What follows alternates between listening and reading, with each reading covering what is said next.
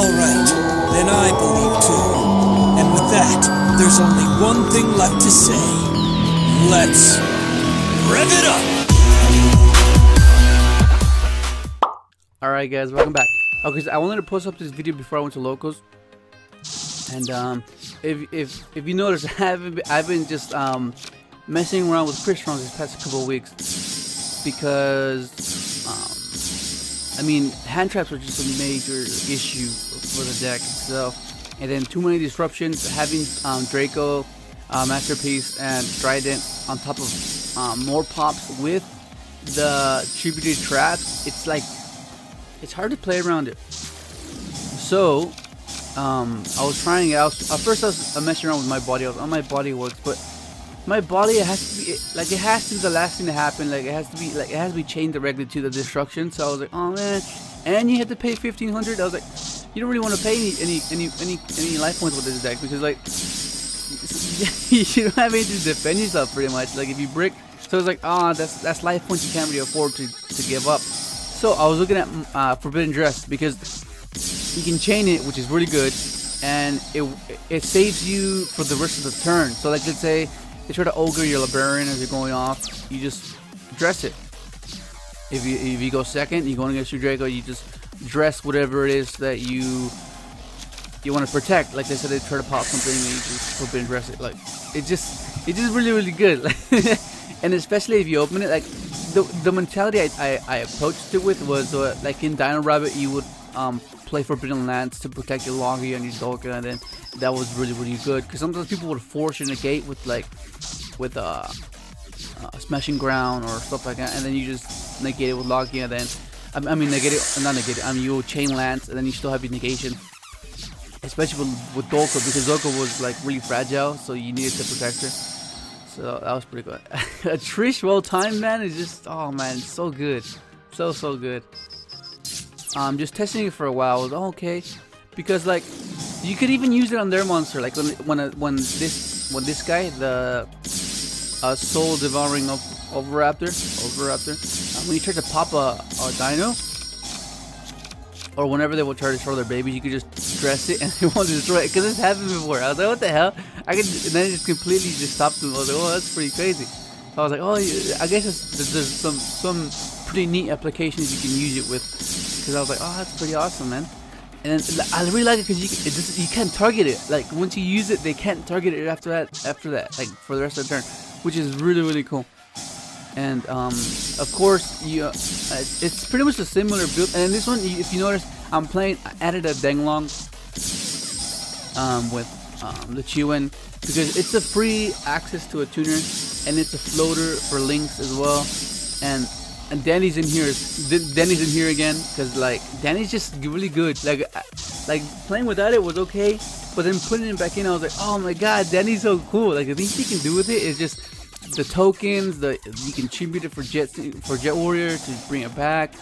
With Mortician plays, there's like some pretty cool things you can do.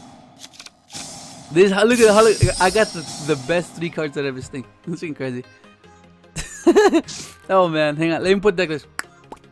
Alright, so here's the deck list. Okay, so it's pretty much the same thing. Only thing is just I took out Twisters for this because majority of the time, I don't know, like Twister's really good, but Dress just saves you from Ogre, saves you from when the Draco pop on your turn, targeting you. It's just really good like in that. And my body, I was trying it out, but I felt like this is much better. Like I don't know, like for this deck in general, like just because like you can just protect your big guys, like you have them, and you have to protect them from for the rest of that turn. They can't be destroyed or targeted. That's freaking crazy, dude. 2 big dragons. That's freaking oh my god. That's so cool. And it's like I was trying 3. I was like, oh, I'll try, and I was trying the Sahaya build, but oh my god, like, and then it reminded me of why I stopped playing the Sahaya build. It's like you go too much out of your way. You're like in this dilemma of whether to go into Librarian or go into Sahaya, or go into Denglong and then go through Sahaya that way. But then your board gets so clogged because you get the floating tuner. So it's like fuck. So it makes you, and it puts you in these awkward scenarios like, damn, what do I do? So and plus I really like Trish. Like if they ogre you, if they trish you, I mean ash you, then you have this, and then I guess rip a card of their hand and make it a little bit devastating. I don't know. I just like this, man. Like Trish just gets rid of some of those things that it just it's just really crazy. But anyways, that's pretty much it.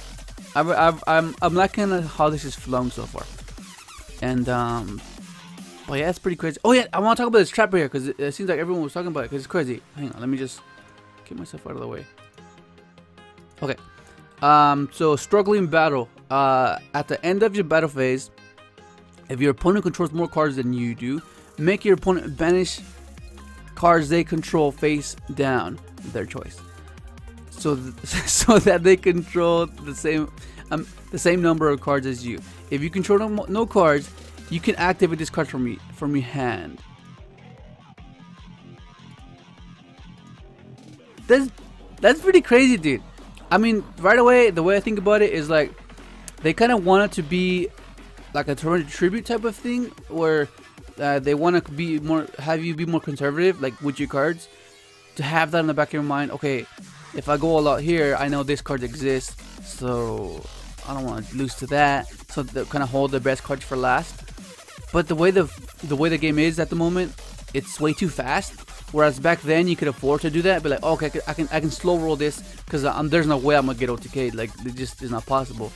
But now it's possible. Like, all that exists. So I think that's the mentality of behind this. I think, in my opinion, because like it seems like it, because it's a blowout card. Like if you resolve it and you use up all your resources, like dude, that's you're done pretty much. Because your deck probably has no recovery. Like. That's pretty crazy. I mean, I guess I could kind of see it like being like pretty abused, where like let's say zoo versus zoo, but then you can do it back to each other, and like and then like counter it with hand traps, and I can see how it can be insanely strategical. I know, but anyway, that's gonna be it. Hope you enjoyed the video, and I'll do a local support later to show you guys how I went. Thanks for watching.